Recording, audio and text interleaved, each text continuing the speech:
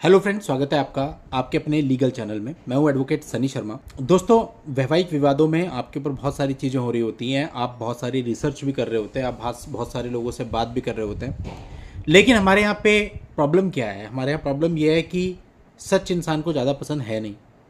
इंसान को पता है क्या पसंद है? जो उसके फेवर में हो, जो उसका फेवरेबल हो, वो उसको पसंद है। लेकिन अगर उसको सच बता दिया जाए तो उसको बहुत मिर्ची लगती है, बहुत बुरा लगता है, और मैक्सिमम टाइम वो उसको फॉलो भी नहीं करता है। वो उस चीज़ को फॉलो करता है जो उसे दिख रहा होता है कि मेरे फेवर में बोली जा रही है। अब देखो, हम सबकी अपनी अपनी एक ओपिनियन होती है। हमें कुछ हो गया, मान लें हमें कोई बीमारी हो गई, हमें कोई दर्द हो रहा है, तो हम अपना अंदाज़ा लगाते हैं क्यों हो रहा होगा। लेकिन फिर हम किसी डॉक्टर के पास जाते हैं और उसको बताते हैं कि हाँ प्रॉब्लम हो रही है। फिर डॉक्टर अपने हिसाब से बताता है। अब दो रास्ते हैं, या तो हम उसके हिसाब से चल लें, और या फिर हम अपनी मति दौड़ा लें कि नहीं।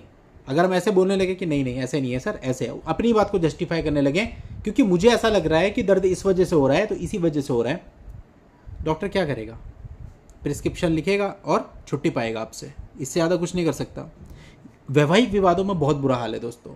बहुत सारे लोग हमको आए दिन दैनिक जीवन में ऐसे मिलते हैं, सर राय लेनी है, बैठते हैं, मीटिंग करते हैं, बात करते हैं, सर मेरे साथ ये परिस्थितियाँ, उसको बताया।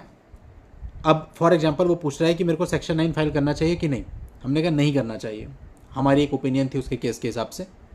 अब वो कहेगा क्यों नहीं करना चाहिए, फिर वो सेक्शन 9 फाइल करने के फ़ायदे बताएगा और लास्ट में जस्टिफाई करेगा कि वो क्यों सेक्शन 9 फाइल करना चाहता है। अब यहाँ कहानी ये आती है कि यदि उसका निर्णय पहले ही हो चुका है कि उसे सेक्शन 9 ही फाइल करना है, तो वो लीगल ओपिनियन सीख ही क्यों कर रहा है? कर ले, सिंपल फाइल कर ले, क्यों कन्फ्यूज हो रहा है? तो कहने का मतलब है कि हमारे यहाँ पे लिटिगेशन में यही देखा जाता है कि बहुत बड़ी बड़ी बातें आपको बताई जाती हैं, उन्हीं बड़ी बड़ी बातों में आदमी आ जाता है। लेकिन अगर कोई सच कह दे कि भाई तेरा मेंटेनेंस तो बंधेगा ही बंधेगा, इतनी सैलरी है, इतने रुपए देने ही पड़ेंगे, तो उसको बहुत बुरा लगता है। और कोई उसको ये कह दे अरे 2 महीने में तेरा मेंटेनेंस खत्म, वो बात उसको बड़ी अच्छी लगेगी।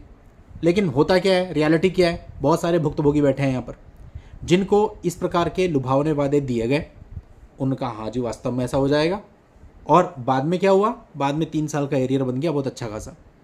तो कहने का मतलब आपके ऊपर है कि आप जो अपनी प्रक्रिया शुरू कर रहे हो वो सच्चाई जान करके उसको आधार मान करके कर रहे हो, या फिर इसी प्रकार से दोस्तों बाकी चीज़ों में भी होता है। तो यहाँ मैं यही कहना चाहूँगा कि भाई अपने केस के अकॉर्डिंग जो सच्चाई है, जो सत्यता है, उसके आधार पे चलो और सच्चाई को एक्सेप्ट करना सीखो। अगर किसी मामले में आपको डाइवोर्स फाइल नहीं करना है तो मीन्स नहीं करना है। अब आप मेरे को 1000 जस्टिफिकेशन भी देंगे, मेरी ओपिनियन वही होगी कि नहीं करना है।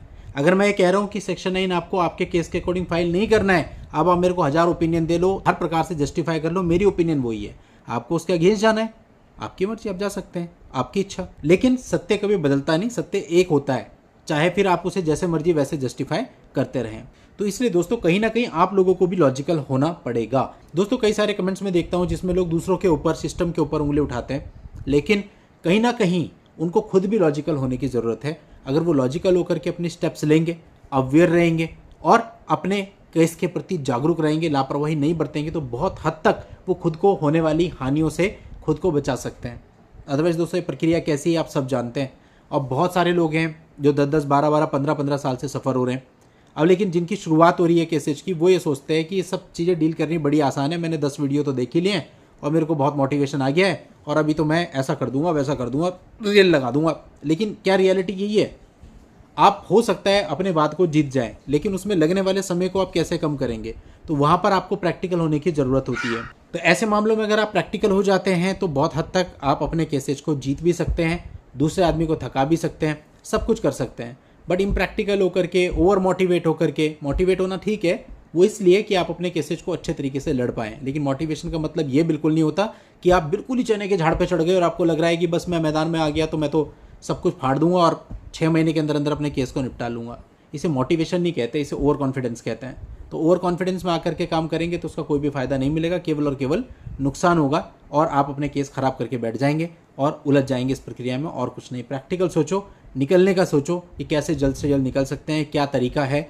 हर एक केस में अलग अलग चीज़ होती है। कुछ केस में समझौता हो जाता है, सेटलमेंट हो जाता है वन टाइम, जहाँ पर लड़की वाले थोड़े समझदार होते हैं।